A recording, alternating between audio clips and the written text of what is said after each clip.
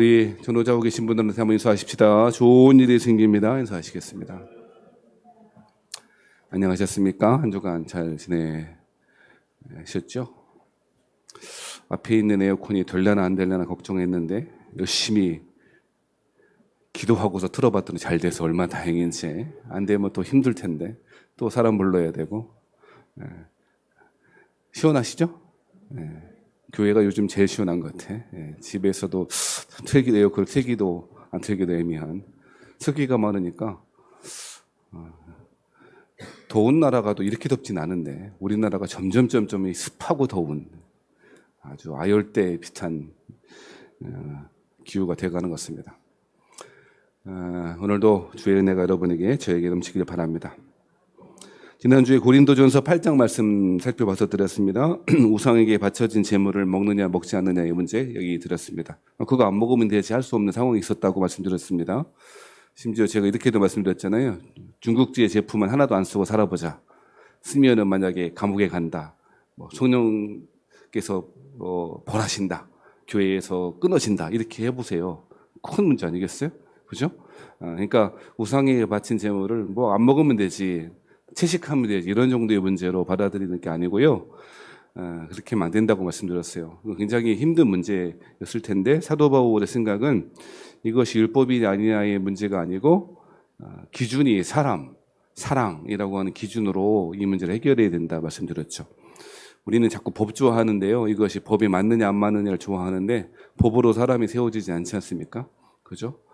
그래서 우리 지난주에 고린도전서 8장의 말씀을 살펴봤고요. 오늘 9장의 말씀을 좀 살펴보려고 하는데요. 고린도전서 9장의 말씀은 사도 바울이 고린도 교회 성도들에게 일부 사람들에게 여러 가지 시험을 당하고 어려움을 당하는 문제에 대해서 좀 다루고 있습니다. 여러분 값없이 주면 그 값없이 준 큰 선물을 감사하게 받아들이는 것이 아니고 가치 없게 받아들이는 경향이 있습니다. 대부분 그래요. 제 아내가 저하고 이게 가끔 이야기할 때 학교에서 일어나는 일들을 대화할 때가 많이 있거든요. 요즘 학교 예산이 되게 많은 것 같아요. 정말 많은 것 같아요. 이 예산, 저 예산, 자꾸 그래서 막 돈 쓰라고 난리래요. 이것도 해라. 행사를 많이 기획을 해야 되는데. 그래서 제 아내가 힘든 것 같아요. 부장이라서 이것도 해야 되고 저것도 해야 되고 기획도 해야 되고 돈을 쓰는 게 어렵대요. 제가 속으로 그랬어요. 날 주지. 금방 쓸 수 있는데. 근데 그 예산의 목적에 따라 써야 되니까 거기에 행사를 하는데요. 그러니까 요즘 아이들을 보니까 학교에서 거의 다 공짜로 해주는 것 같아요. 거의 공짜인 것 같아요. 의무교육이고 무상교육이 당연하겠습니다만 그거 외에도 정말 지원하는 게 너무 많더라고요. 근데 그렇게 하다 보니까요. 애들이 감사가 없어요. 감사할 줄 몰라요. 당연한 건 줄 알아요. 여러분 학교 다니실 때 어떨지 모르겠습니다. 저만 해도 그 학교 우리 교실 바닥에 필기 도구들이 그렇게 막 왔다 갔다 버려지지 않았는데 그렇잖아요. 소중하게 저는 볼펜 뒤에다 깍지 연필을 끼워서 쓰지는 않았어요. 그 정도 세대는 아니에요. 근데 그렇게 써보신 분도 있잖아요. 몽땅 연필 끼워서 쓰라고 그러고 끝까지 쓰고 지우개도 거의 몽땅 지우개 거 쓰고. 근데 요즘엔요 그런 거 없어요. 수북히 볼펜 필기도구부터 시작해가지고 책 다 갖다가 버리고 그래도 애들은 뭘 쓰나 그러니까 주워서 쓴대요. 또 없으면 또 받아 주워서 쓰고 또 학교에서 주고 이러니까 너무너무 물자가 흔하고 이렇더라고요. 그러니까 그거 다 사실은 누군가의 희생과 헌신 위해서 세금으로 이루어진 일인데 애들은 값없이 주니까 가치 없는 걸로 안다고요. 물건만 그런 줄 아세요? 우리 신앙생활에 적용해 보면 정말 그래요. 예수님은 우리를 구원하실 때 값없이 구원하셨습니다. 값없이 구원하셨다는 말은 값으로 칠 수 없기 때문이고 사람이 생각할 수 있는 가치가 아니기 때문에 값이 없다고 말씀했습니다. 그런데 그것을 점점 신앙생활을 하면 할수록 가치 없는 것으로 우리는 여기고 있는 일도 모르겠다는 것입니다. 누군가의 헌신, 누군가의 사랑 위에서 이루어진 여러 가지 일들을 우리는 굉장히 당연한 듯 그렇게 받아들이는 때가 많이 있다는 것이죠. 제가 왜 이야기를 하는가? 딱 지금과 같은 상황이 이 고린도전서 9장에 기록되어 있고 고린도 교회에서 이루어졌던 거예요. 무슨 일이 벌어졌냐? 사도 바울은 자비량 선교했잖아요. 텐트 메이킹 했잖아요. 장막을 만들고. 아마도 그 장막 만드는 일은 로마 군대에 납품했을 것이라고 학자들은 생각해요. 아무튼 장막 만드는 일을 하면서 선교비를 충당하고 살아갔었더랬어요. 근데 뭐가 문제냐? 근데 이것이 문제가 됐어요. 어떤 사람들이 사도 바울이 사도가 아니라면서 공격했던 논리가 뭐냐? 사도라면 마땅히 교회에서 헌금을 받아 자신의 생활을 유지하기 위해서 그 돈을 사용하거나 그리고 사역에 필요한 사역비를 받아 쓰는 것이 마땅한데 사도 바울은 그렇지 않지 않냐? 그것은 사도 바울, 저 바울이라는 사람이 사도가 아니거나 사도권에 문제가 있기 때문에 돈을 못 받는 거야 라고 말하기 시작했다는 거예요. 거기에 대한 답변으로 주어진 것이 고린도전서 9장의 이야기죠. 사도 바울은 9장 전체에서 계속 이야기했습니다만 자신이 다른 누군가가 헌금한 그 돈을 가지고 사역을 하거나 생활을 하면 혹여나 그 돈 때문에 시험이 들까 염려하고 그 사람이 실족할까 염려해서 사례비를 안 받거나 최소한으로 받곤 했거든요. 실제로 사도 바울이 사역할 때 도움을 줬던 교회는 많지 않았던 것 같아요. 빌립보 교회 정도 했을까요? 자, 이렇게 선한 마음으로 사람을 얻고자 하는 마음으로 헌신하고 봉사했는데 어떻게 했다고요? 뭐가 문제가 있으니까 저렇지라고 했던 거예요. 근데 되게 그 생각이 드는 거예요. 공짜로 값없이 나눠주면 그것을 가치 있게 생각 안 하고 비싸게 팔아요. 여러분 명품 가방이 그런 메커니즘 마케팅 원리대로 하는 것 같다는 생각이 들어요. 명품은 여러분요 희귀하면 희귀할수록 사람들이 많고 비싸면 비쌀수록 많이 산다면서요. 그렇죠? 명품을 박애인 세일에서 팔진 않잖아요. 그렇죠? 왜 그래요? 값없이 그 사실 그 명품 가방이나 무슨 가방이나 다 질이 비슷하지 않습니까? 안 써봐서 모르겠다 이런 분들이 있는 것 같고요. 제가 볼 때 가방이지 않을까요? 목사님 안 써봐서 그래요. 하지 마세요. 뭐 가방이지 뭐 가방이지 뭐. 사람들 그런 원리, 즉 그냥 싸게 원가에 정말 많은 사람들 이용하도록 주면 그 가치 없는 것으로 자꾸 여긴다고. 희한하죠. 이게 왜곡된 자본주의, 천민 자본주의라고. 뭔가 비싸게 만들어야 잘 팔려, 더 불티나게 팔린다고. 그러니까 이런 식이에요. 만약에 예배 드릴 때 여러분 우리 세원학교에서 예배 드리려면 예배 드릴 때마다 100만 원씩 헌금하세요. 라고 하면 처음에는 이거 뭐야 하다가 사람들이 구름대 같이 몰려올 수도 있어요. 제 생각에. 우리는 그런 거 안 하잖아요. 헌금을 하시든지 안 하시든지. 신앙 양심껏 하는 거지 뭐. 그렇게 안 하니까요. 당연한 줄 알아요. 사도 바울은 한 사람이라도 시험에 들지 아니하고 한 사람이라도 구원받기 위하여 스스로 텐트 메이킹을 하며 그렇게 일했음에도 불구하고 사람들은 그 사도 바울에 대하여 사도가 아니라는 등 무엇인가 사도권에 문제가 있다는 식으로 공격하기 시작했다는 거예요. 그래서 9장 1절, 2절, 3절 말씀을 보면 내가 자유인이 아니냐? 내가 사도가 아니냐? 예수 우리 주를 보지 못하였느냐? 주 안에서 행한 나의 일이 너희가 아니냐? 다른 너희 사람들에게는 내가 사도가 아닐지라도 너희에게는 사도이니 나의 사도됨을 주 안에서 인친 것이니라. 나를 비판하는 자들에게 변명할 것이 이것이니 라고 말합니다. 내가 자유인이라고 사도라고. 그래, 다른 사람들이 나를 사도가 아니라 공격한다면 너희들은 그렇게 말하면 안 되지. 너희에겐 사도 아니냐. 하나님의 말씀은 복음의 말씀은 너희에게 전했고 내가 교회를 세웠으니 너희에겐 사도가 아니냐라고 이야기하고 있다는 것이죠. 그러면서 4절부터 쭉 하는 이야기가 뭐냐면 자신이 먹고 마실 권리가 있으며 다른 게바처럼 믿음의 자매된 아내를 데리고 다닐 권리도 있고 또 6절 말씀에 보면 7절 말씀에 보면 누가 자기 비용으로 군 복무를 하겠느냐. 수사 질문 3가지 질문합니다. 누가 군 복무하면서 자기 비용으로 군 복무하냐. 2번째 질문, 누가 포도를 심고 그 열매를 먹지 않겠느냐. 3번째 질문, 누가 양떼를 기르고 그 양떼의 젖을 먹지 않겠느냐라고 하는 수사 질문을 통하여 자신이 사례비를 받고 헌금을 받고 사역비를 받는 것이 당연한 거 아니냐. 그러면서 9절과 10절에는 어떤 이야기도 합니까? 율법의 말씀, 신명기 말씀을 인용해서 곡식을 밟아 떠는 소에게 망을 씌우지 말라라고 하는 말씀을 인용하죠. 그 소를 위한 말씀이 아니고 비유의 말씀이고 사역자를 위한 말씀이에요. 레위인들을 향한 말씀이죠. 그러면서 9절 하반절에 뭐라 그래요? 기록하였으니 하나님께서 어찌 소도를 위하여 염려하심이냐?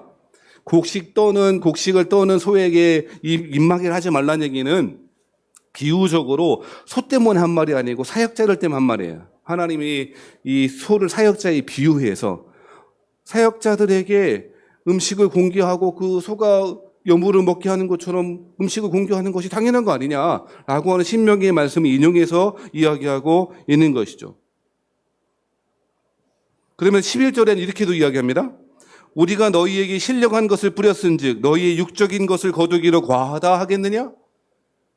생명의 복음의 말씀을 전했는데 세상에 재물이나 먹을 것이나 입을 것이나 이런 것들을 공개받는 것이 과하겠냐? 뭐가 더 중요한 것이냐?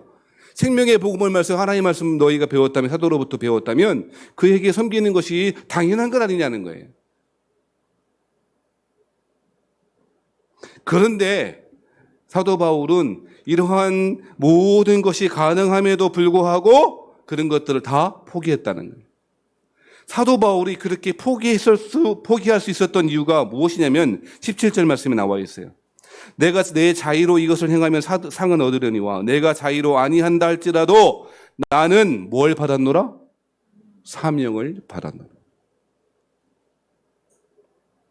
내가 내 의지를 다하여 내가 자의로 이것을 행하면 상을 받을 거야. 알고 있어. 확신해. 자의로 내가 안 하고 무엇인가 이끌림을 받아서 억지로 한다고 할지라도 나는 이 사명 때문에 하고 있다고 말하는 거예요.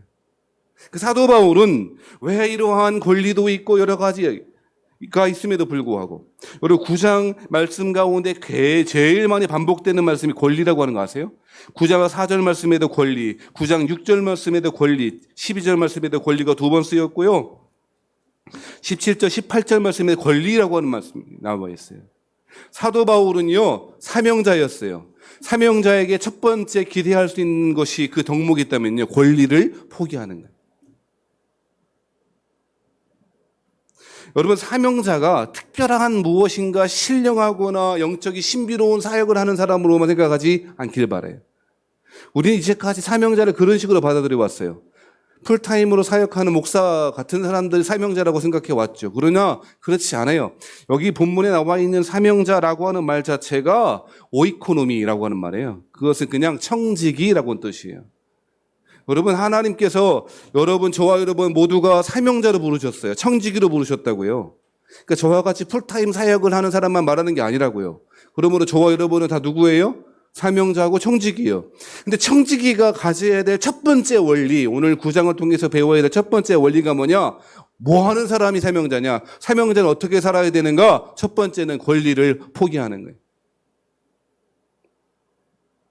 9장의 말씀은 여러분 목회자를 잘 섬기세요. 여러분 신령한 것을 뿌렸으니까 목회자에게 사례배 주는 것 아까워하지 마세요 라고 하는 얘기를 하는 게 아니에요. 잘못 해석해요. 그렇게 해석하면.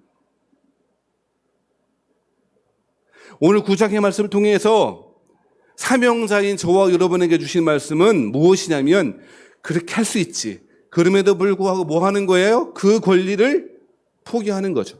그것이 예수의 제자이고 사명자의 모습이어야 한다고 말하고 있다는 것입니다. 권리를 포기하는 것만큼 어려운 거 없어요. 그렇죠? 여러분 보세요. 장사하시는 분들이 갑자기 집주인이 내가 장사할 거야. 내가 장사할 거니까 나가세요. 계약 기간 끝났는데 권리금은 이거 뭐고 다 그냥 나가. 그럼 어떻게 돼요? 완전히 그거 뭐 살인 나기도 하고 엄청 막 자살하기도 하고 막 자기의 권리를 빼앗기는 거죠. 사랑하는 성도 여러분, 사도 바울은 오늘 비판하는 사람들에게 항변하는 거예요. 내가 권리가 없어서 포기한 게 아니라고. 나는 그럴 수 있고 그러는 게 마땅해. 성경 말씀에도 이야기했고 예수님도 말씀하셨다는 거 아세요? 예수님도 누가복음 10장 7절 말씀에 이렇게 이야기했습니다. 전도대를 쭉 파송하시면서 이 집에도 들어가고 저 집에도 들어가고 그 집에서 먹을 거 달라 그래서 먹어. 그렇게 이야기했어요. 그러시면서 누가복음 10장 7절 말씀에 이렇게 이야기합니다. 그 집에 유하며 주는 것을 먹고 마시라. 일꾼이 그 삭슬 받는 것이 마땅하니라. 이 집에서 저 집으로 옮기지 말라. 전도대를 파송하시면서 70인의 전도대를 2명씩 보냈잖아요. 흩어져서 전도하는데 어떤 집에 들어갔어요? 그러면 그 집에서 전도하면서 주변에 전도하면서 그 집에서 먹을 거 달라고 하라는 거예요. 그래서 거기서 먹으라는 거예요. 그 20자지 왔다 갔다 하지 말고 거기에서 먹어.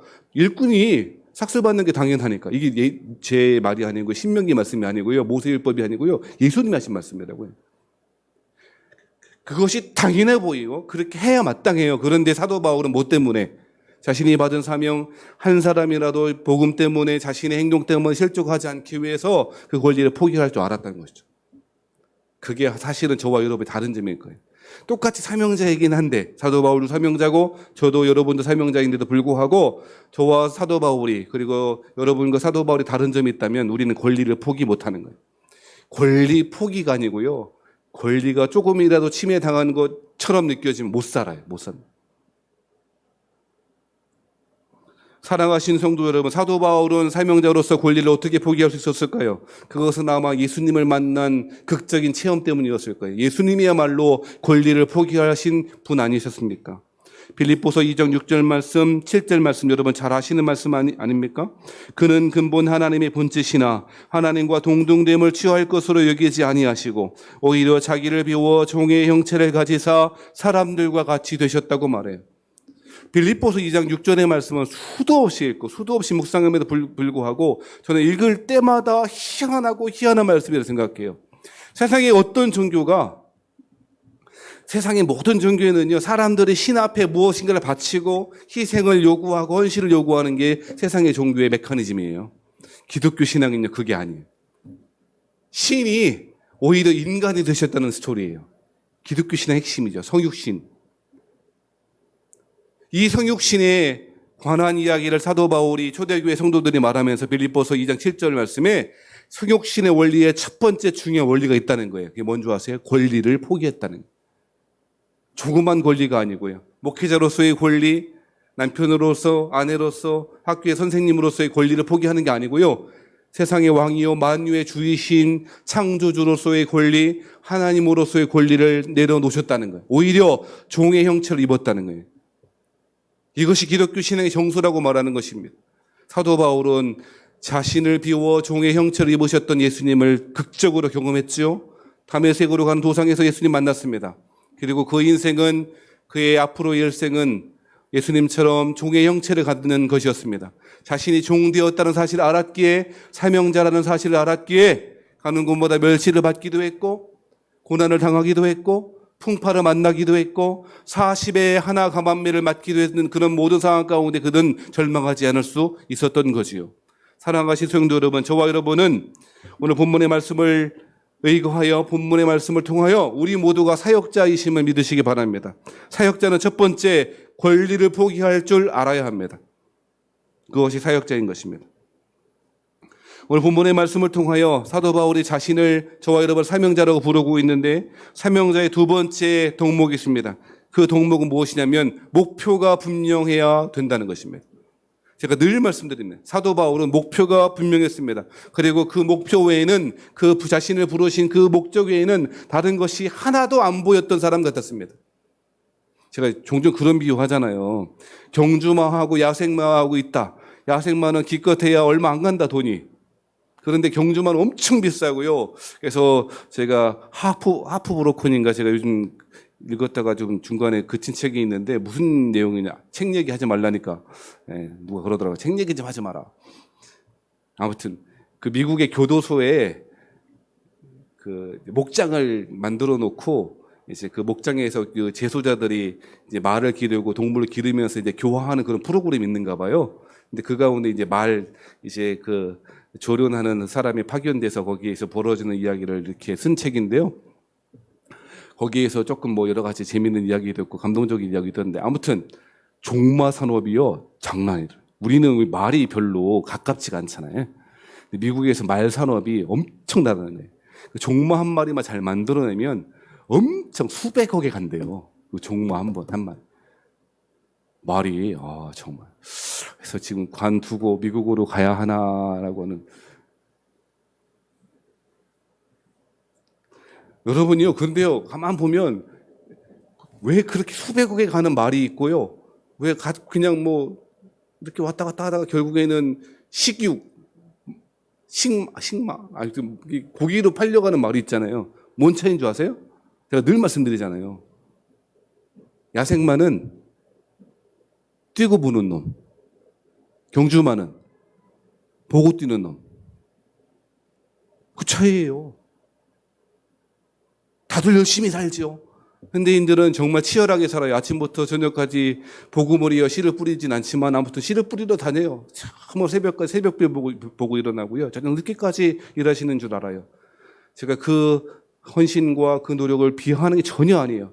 잘하셨어요. 그런데 아세요? 그거 아세요? 대부분의 사람은 인생의 목적이 무엇인지, 자신을 부르신 그 사명의 목적이 무엇인지를 모르고요. 그냥 뛰고 봐요. 주어졌으니까 뛰는 거예요. 물론 인생이 그렇죠. 위화라고 하는 작가의 책 인생에서 그런 이야기 하더라고요. 인생은 그렇게 살고 싶은 대로 사라지는 게 아니야. 살아가는 것 뿐이야. 인생이 그러는 거야. 정말 잘 쓴 책이에요. 읽으라고 하는 건 아니에요. 부담 갖지 마세요.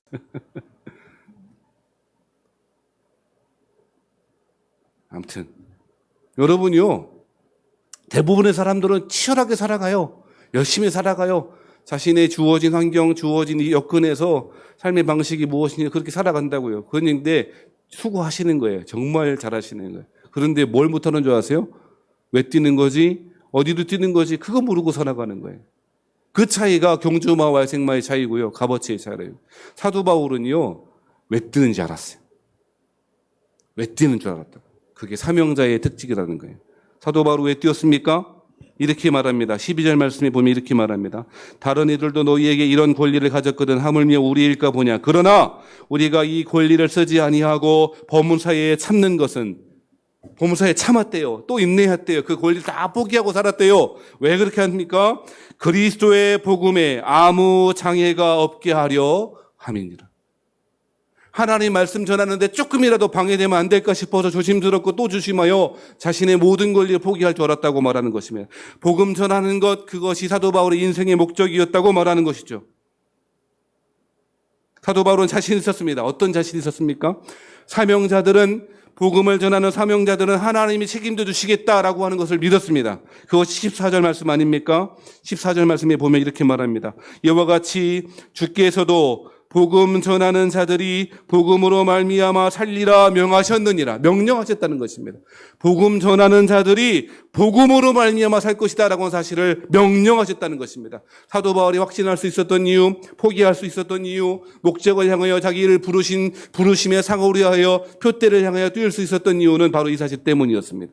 하나님이 상 주실 것이다, 하나님이 책임져 주실 것이다라고 하는 그런 생각 때문이라고 이야기하는 것입니다. 그래서 15절 말씀에는 강경하게 말합니다. 어떻게 말합니까? 그러나 내가 이것을 하나도 쓰지 아니하였고 또 이 말을 쓰는 것은 내게 이같이 하여 달라 하는 것이 아니라, 야, 나한테 사례비를 좀 줘야 되는 거 아니야? 너희들 나의 삶을 책임져야 되는 거 아니야? 내가 사도 아니냐? 이렇게 말하고 있는데 혹이라도 오해하지 마. 내가 차라리 죽을지언정, 차라리 죽을지언정. 되게 강경한 거예요. 오해하지 않길 바라는 간절한 마음껏 그렇게 말하는 거예요. 차라리 죽을지언정 누구든지 내 자랑하는 것을 헛된 대로 돌리지 못하게 하리라. 16절은 같이 읽겠습니다. 16절 말씀 다 같이 읽어봐요. 시작. 내가 복음을 전할지라도 자랑할 것이 없음은 내가 부득불할 일임이라. 만일 복음을 전하지 아니하면 내게 화가 있을 것이로다. 이것이 사도 바울의 사명이었던 것입니다. 자랑할 것 없고 내세울 것 없고 복음 전하는 것이 자신의 사명임을 알았던 사도 바울은 자신 생명마저도 전자와 같이 제단의 부음과 같이 그렇게 살아갈 수가 있었던 것이죠. 사명자가 누구입니까? 사명자는 청지기이고 부름을 받은 그리스도인 모두는 사명자이고 청지기입니다. 풀타임 사역자인 저뿐 아니라 이 시간에 예배드리는 하나님의 백성들 모두는 사명자입니다. 권리를 포기할 줄 아는 것이 사명자이고 복음의 목적에 합당하게 살아가는 것, 복음을 위하여 살아가는 것이 사명자이라고 성경은 사도 바울은 그렇게 이야기하고 있는 것입니다. 물론 여기서 말하는 복음을 전하는 것은 사도 바울과 같이 복음을 직접적으로 전도하고 선교하는 일을 포함하고 그것이 1차적인 것이어야 합니다. 여러분, 복음을 전하세요. 듣지 않고 말로 전하지 않는데 예수 믿는 가능성은 거의 없어 보입니다. 복음을 전하시라고요. 평생에 걸쳐서 전도 한 번 못하고 생명의 복음을 전하지 못하고 그렇게 살아가는 어리석은 사람 되지 않기를 바랍니다. 그러지 마세요. 최소한 하나님 앞에 갔을 때 내가 애쓰고 힘써서 한 영혼이라도 구원하기 위해 살아갔습니다라고 말을 할 수 있어야 될 거 아니에요. 자, 이걸 기본적으로 전제하자고요. 복음을 말로 전하고 직접적으로 전하는 것, 그것이 1차적이에요. 그런데 이것만 말해서는 안 될 것입니다. 하나님의 복음을 전하는 것을 사도 바울처럼 전하는 복음 전도자, 순회 선교사가 되어야 되는 것 맞지요. 하지만 더 나아가 하나님 나라를 위해 섬기는 총체적인 선교가 우리에게 필요하다고 저는 믿습니다. 여러분요, 제가 우리 수요일 날 성경 공부 시간에 이런 예가 아니고 이야기를 했었는데요. 방글라데시 알죠? 들어는 봤잖아. 어디 있는지는 잘 모르고. 인도가 가운데 있고 왼쪽으로는 파키스탄 있고 인도 동쪽에 방글라데시 있거든요. 원래 지금 파키스탄이 서파키스탄이고 지금 방글라데시는 동파키스탄이었잖아요. 같은 나라였다가 이제 그렇게 됐죠. 세계 최빈국이 방글라데시잖아요. 지금 그렇지 않은데 여러분, 어떤 사람이 곧 인도의 GDP를 초월할 거랍니다. 왜 그런가? 여러분, 방글라데시가 뭘로 돈 벌었냐면요, 거기가 겐지스강 하류이기 때문에 날마다 범람하고요, 한번 그 물이 차오르면 한 달 동안, 2달 동안 안 빠져요. 그러니까 축축한 그 더러운 물이 가득 차 있고요, 병균이 있고, 그게 얼마나 환경이 열악한지 몰라. 방글라데시 가면요, 입국하자마자 그 냄새가 쫙 나요. 그 동남아 가면 그 동남아의 특유의 냄새 아세요? 저는 갈 때마다 내가 필리핀에 왔구나, 내가 캄보디아에 왔구나, 내가 중국에 왔구나, 그 냄새가 있어요. 우리 저기 박세 집사님 알 거예요. 진짜 그 독특한 냄새. 딱 습함과 함께 그 매연 오토바이 툭툭 냄새가 쫙 오르면 여기가 동남아지. 그래. 방글라데시 장난 아니에요. 그러니까 너무 못 살아요. 환경이 그렇고 자연 환경이 그렇고 늘 범람하고 그러니. 그러니까 돈이 없으니까 치수 사업을 못 해갖고 그 쓰레기 하수가 늘 넘쳐 있고요. 너무나 살기 힘든 나라예요. 그런데 동남아가 그 방글라데시가 어떻게 했냐면요, 뭘 했냐, 방직. 우리나라 지금 방직 안 하잖아요. 다 방글라데시나 베트남이 다른 데. 여러분, 신발은 베트남산 많죠. 여러분, 나이키 신다고 좋아할 것 없어요. 다 메이드 인 베트남이요. 베트남에서 베트남 사람들이, 자식들 하지 말고, 베트남 사람들이 요즘 이상한 짓 많이 한다면서요? 한국 기업한테 갑질하려고 그러고. 아무튼 그런답니다. 방글라데시가 방직했다고요. 우리가 경제 발전할 때 다 방직했다고요. 우리 어머님들의 다 가발 공장, 방직 공장에서 우리 전태일 열사도 마찬가지고요. 그랬잖아요. 다 방글라데시 같거든요.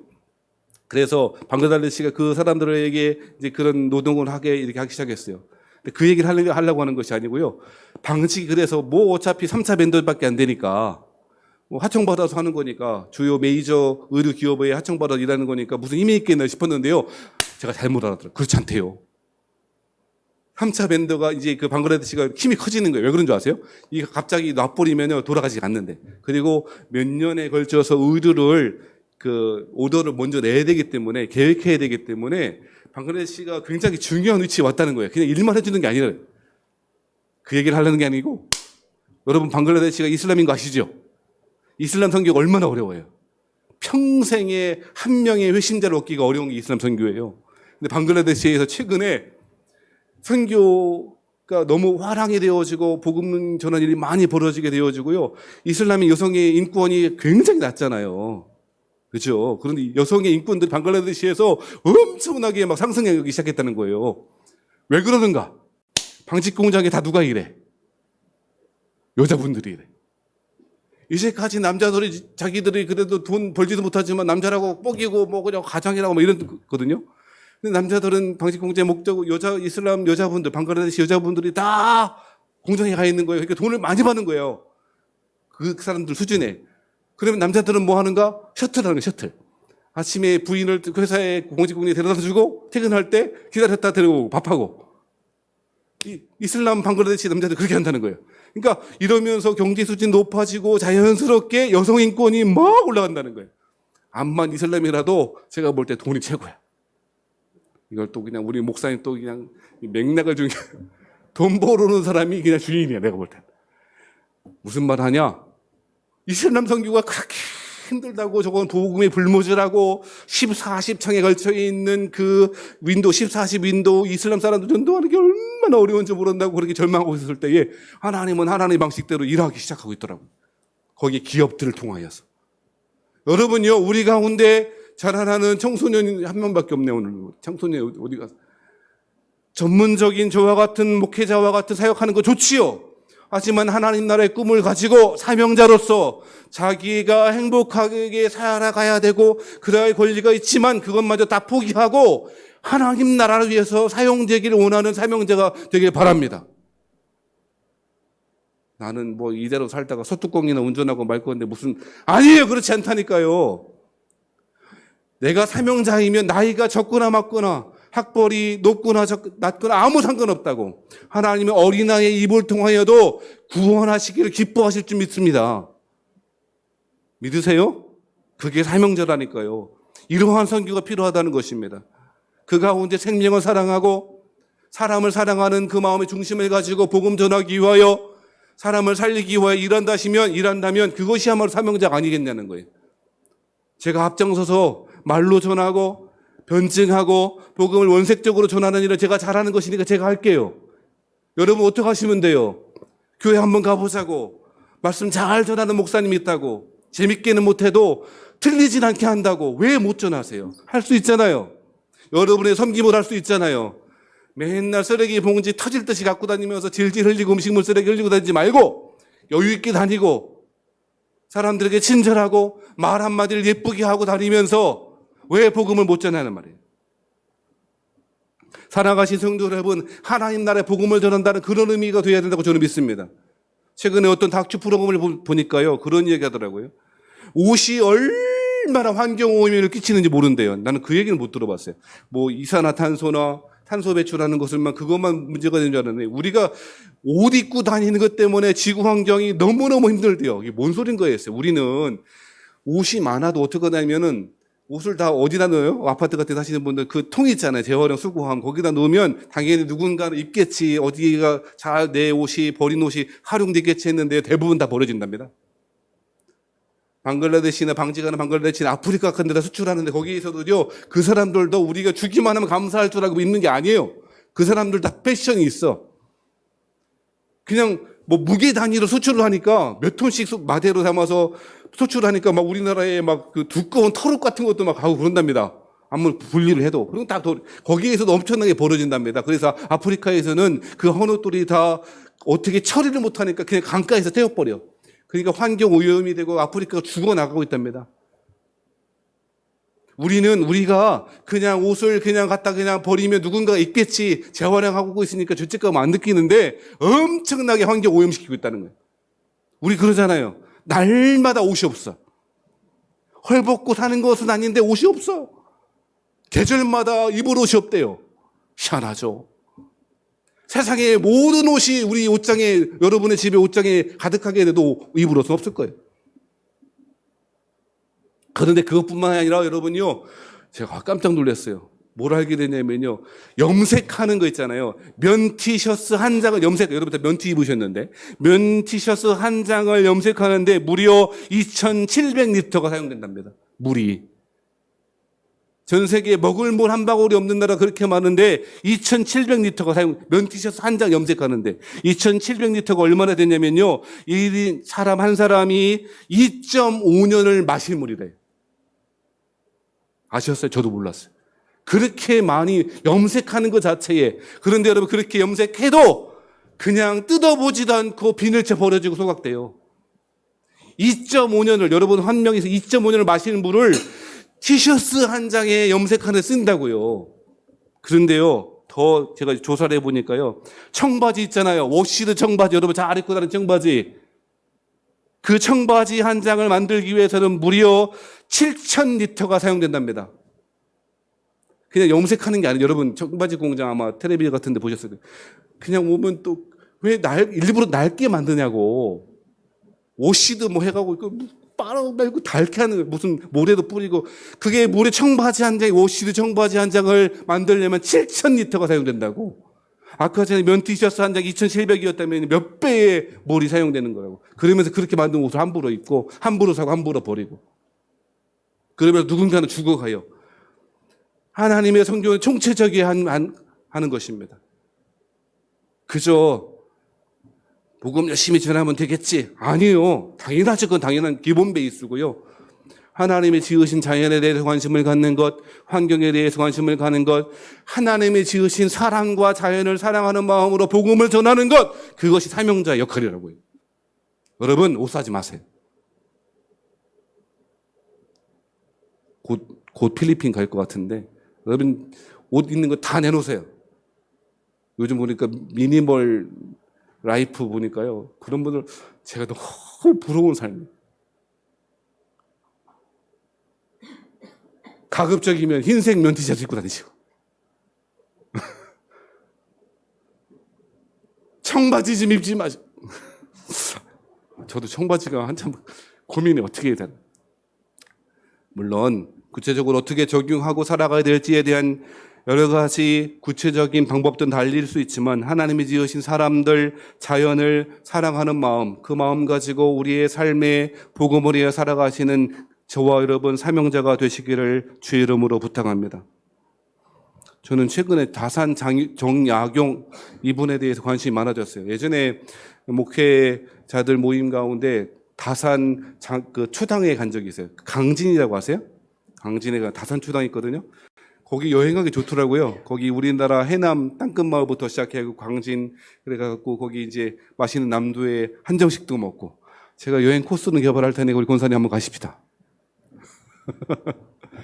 다산 초당이요. 원래는 초가집이었다는데 그 강진 그 다산 그 보존회에서 지금은 기와집으로 착 만들어 놨고요. 숲속으로 그 오솔길 걸어가면 참 좋더라고요.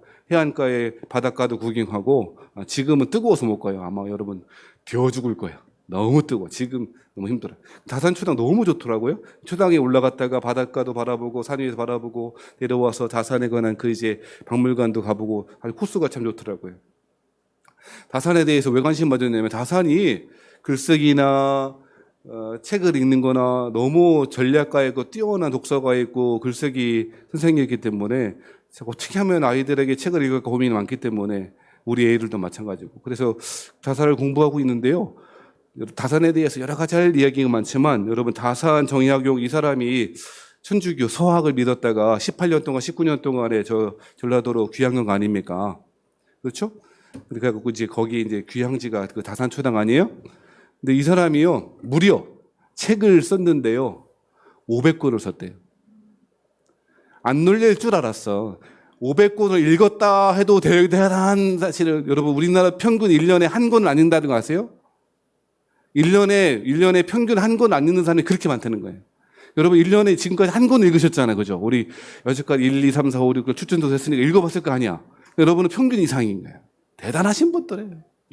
근데 여러분요 500권을 읽었다 평생에 500권을 읽었다도 야 그렇게 되게 많이 읽어낼 텐데요.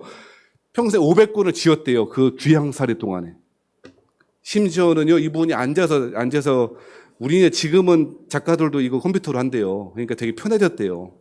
근데 당시에는 붓글씨로 써야 되잖아요. 앉아서 아빠 다리, 양반 다리하고 앉아서 쓰면요 얼마나 어려웠을까요? 이게 몸이 이상해지기 시작하는데요. 앉으니까 복숭아뼈가 바닥에 닿잖아요. 복숭아뼈가 다산의 기록에 하면 3번이나 빵꾸가 났대요. 빵꾸가 뭡니까? 구멍이 났답니다. 얼마나 앉아서 책을 썼으면 읽었습니다. 여기가 구멍이 났대요. 3번이나. 그렇게 하는 동안에 500여 권의 책을 쓴 거죠. 귀향살이 동안에. 왜 책을 썼는가? 이유가 다양합니다. 여러 가지 이유가 이야기하더라고요. 그 자신이 세상과 관계 맺는 방식으로 책을 썼을 것이다 말해요. 여러분 사람이 극한의 상황 가운데 책 쓰는 것, 자신의 글을 남기는 것을 좋아한다는 거 아세요? 글 쓰는 것 자체가 인생의 목적일 수 있어요. 여러분 글 쓰세요. 아이고 목사님 내가 작가도 아니고 그러니까 못 쓰는 거예요. 그냥 끄적끄적 하세요. 재밌었다. 오늘 설교 들었는데 의미가 있었다. 집에 가서 쓰시라고요. 여기다 쓰시라고요. 한 글자라도 한 문장. 글쓰기 자체가 인생의 목적일 수 있어요. 삶의 존재 이유일 수 있어요. 보세요. 여러분 극한의 그 유대인들 독일 사람들 피해갖고 숨어서 일기 쓴 사람 누구요? 몰라요? 여자애 있잖아요. 2글자. 안내. 극한의 공포와 괴로움 가운데 뭐예요? 글 쓰잖아요. 빅터 프랭클 죽음의 수용소에서 수용소에 갇혀서 못 써요? 글 써요. 일기 썼어요. 다산이 그랬다는 거예요. 근데요, 그거보다 더 중요해요. 다산이 이러한 글쓰기 목적이 그것도 있었겠지만 더 중요한 목적이 뭔지 아세요? 애민. 한 가지 목적이에요. 애민이 뭡니까? 백성들을 사랑하는. 여러분, 목민심서도 마찬가지고요. 흠흠심서도 마찬가지고 경세유포도 마찬가지. 한 가지 목적. 자신의 사명은 애민, 백성들을 사랑하는 마음, 그것이 정약용의 존재 목적이었고 사명이었어요. 그러니 18년 동안의 괴로움과 고통의 순간을 다 잊어버리고 몸이 바스러지는 극한의 고통 가운데에도 500여 권의 책을 쓸 수 있었던 것이죠. 그게 사명자예요. 여러분요, 예수를 믿고 알지도 못했던 사람들도 이렇게 세상을 사람들을 위해 살아가는데 생명의 복음을 가졌다고 말하고 믿고 있는 우리가 하나님이 지으신 사람들, 구원받지 못한 사람들, 이 자연, 세상을 위해 살아가지 않는다면 그것이 어떻게 하나님의 백성이라고 말할 수 있겠습니까? 말씀 마치겠습니다. 사명자는 특별한 사람이 아니고 저와 여러분이 모두 하나님께서 부르신 사명자임을 믿습니다. 권리를 포기할 줄 아는 저와 여러분 되길 바랍니다. 당연한 것 하나도 없습니다. 감사할 줄 아는 것에서부터 시작했으면 좋겠습니다. 예수 믿는 것 감사한 일이고 하나님은 나에게 헌금할 만한 재물 주시니 감사한 일이고 예배 드릴 수 있는 기쁨 마음 주시니 감사한 일이라고 하나님께 감사하며 그렇게 나아가신 저와 여러분 되길 바라고 부르심의 목적에 합당하게 수고하고 애쓰고 푯대를 향하여 한 걸음 한 걸음 전진해 나아가는 저와 여러분 되시기를 주의 이름으로 축원합니다. 어떻게 살아갈지, 인생의 후반전 어떻게 살아갈지 기도해 보시고 여쭤보세요. 그냥 흘러가는 대로 살면 되지, 밥만 해먹고 살면 되지라고 하지 마세요. 지금도 꿈꿀 수 있어요. 지금도 꿈꿔야 하고 꿈꿀 수 있어요. 목적을 가지고 살아가세요. 부르심의 목적, 복음을 증거하는 일, 하나님 저는 어떻게 복음을 증거하면 좋을까요? 기도해 보시고 고민하시고 하나님께 여쭤보시고 그렇게 살아가시는 한 주가 되길 주의 이름으로 부탁합니다.